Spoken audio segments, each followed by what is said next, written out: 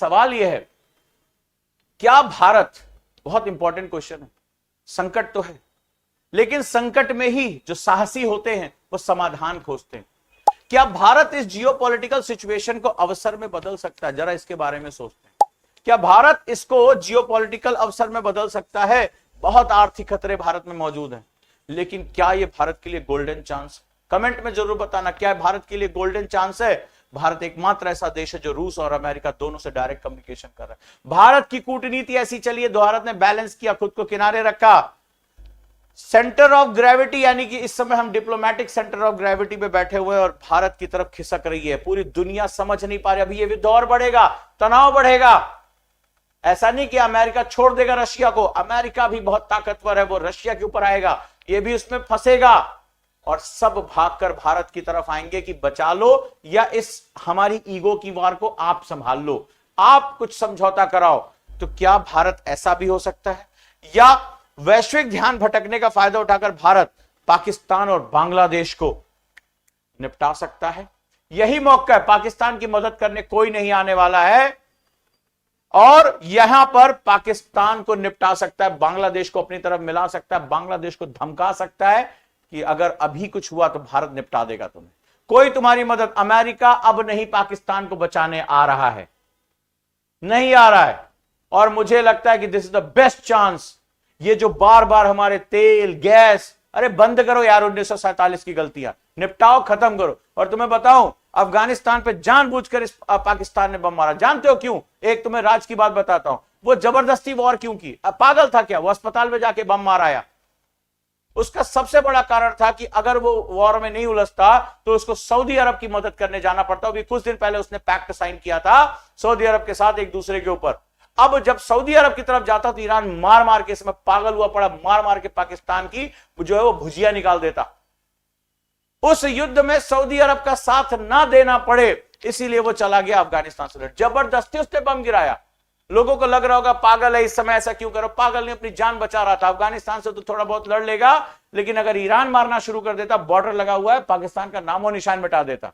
बहुत गंदी चाल चली उसने, बहुत गंदी चाल चली।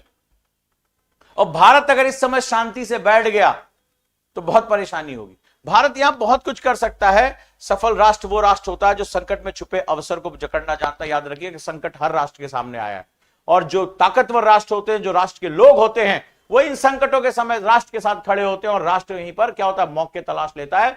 अगर चीन को यह चीज मिली है, भारत को भी सप्लाई चेन में जगह मिलेगी। बस हमें अपनी नजर इकट्ठा करके रखनी होगी। हम भारतीयों को आपस में नहीं लड़ना होगा। छोटे छोटी लालच, छोटी छोटी चीजों के लिए सरकार को कमजोर नहीं करना पड़ेगा। दिस इज द चांस जहां पर हम कुछ कर सकते हैं और हमारा संवाद राष्ट्र तक पहुंचना चाहिए कि यही मौका है, अपने पुराने दुश्मनों को या तो निपटा दो या आगे बढ़ो और सप्लाई चेन को हमेशा के लिए मजबूत कर लो, क्योंकि ये दुनिया भर के पागल आपस में लड़ते रहेंगे। ये बात ध्यान रखिएगा। और विश्वगुरु बनने का भारत का ये टेस्ट भी है। ये बात करें, विश्वगुरु थाली में सजा के नहीं मिलेगा। एक छोटी सी बात करता हूं कि अमेरिका को उलझाकर रूस और चीन अपना मास्टर प्लान पूरा कर रहे हैं। कहीं एक गंदा गेम तो नहीं है अमेरिका को बर्बाद करके अपना गेम बन जाने का? चलिए देख लेते हैं। और है क्या वो मास्टर प्लान? वो मास्टर प्लान है ताइवान। ताइवान दुनिया की सेमीकंडक्टर राजधानी। चीन की नजर सालों से, ताकतवर राष्ट्र सालों तक अपने लक्ष्य पर पीछा करते हैं। अब उसको समझ में आ रहा है अमेरिका को थका दो, बर्बाद कर दो और फिर धीरे से ताइवान ले लो। उसने कहा है वन चाइना पॉलिसी में मैं ताइवान लेकर आऊंगा। तिब्बत ले लिया, कुछ नहीं कोई बिगाड़ पाया। अब वो ताइवान लेना चाहता है और वो ले लेगा। उसने कहा 2027 तक मैं ये ले लूंगा। शायद ये गेम चल रहा हो। रूस यूक्रेन युद्ध से ध्यान हटाने के लिए कि भाई अब मुझे रशिया को चाहिए यूक्रेन, उसको अपने सागर का रास्ता खोलना है, जाओ तुम वहां फंसो, इस बीच में हम यूक्रेन हो। तो भारत क्यों नहीं पाकिस्तान ले सकता? इतना बड़ा क्या डर पड़ा? अमेरिकी सैन्य संसाधन अब दो अलग अलग मोर्चों पर बढ़ चुके हैं। ये सिर्फ युद्ध नहीं है, ये ग्लोबल बैलेंस ऑफ पावर की बात हो रही है, इसको बदलने का खेल है। तो अगर यहां देखो, यूक्रेन, ताइवान, ईरान, सब कुछ दांव पे लगा हुआ है। किसके हिस्से में क्या आएगा अभी कोई कुछ नहीं बता पा रहा है। सामने क्या दिख रहा है, पीठ पीछे क्या है, गेम खेल कौन रहा है, गेम खिलवा कौन रहा है, मारा कौन जा रहा है, जीत कौन रहा है, इस समय धुंध में कुछ नहीं पता चल रहा है। लेकिन इतना तो तय है कि इसमें चीन राजा बनकर उभरा है। बिना एक भी नुकसान उठाए दूर बैठे हुए पूरी दुनिया को वो कठपुतली की तरह नचा रहा है। तो भाई साहब ऐसे राष्ट्र जो है वो अपनी ताकत को तय करते हैं। एक और छोटी सी बात करूंगा, मल्टी फ्रंट वॉर एक नए विश्व युद्ध की नींव रख रहा है, जहां से हमने बात शुरू की थी। आप क्या सोचते हो, is it starting of the global war? अब ना अमेरिका, ना रशिया, ना चाइना, कौन ताकत की शिरोधरी पे बैठा किसी को नहीं पता चल रहा है। तो क्या दुनिया बहुत वल्नरेबल हो रही है? एक तरफ अमेरिका है, रशिया, चाइना, ईरान की एक नई एक्सिस बन चुकी है। कूटनीतिक संवाद, जो डिप्लोमैटिक बातचीत, ईरान कह रहा भाग, मुझे नहीं रोकना युद्ध, भाग यहां से।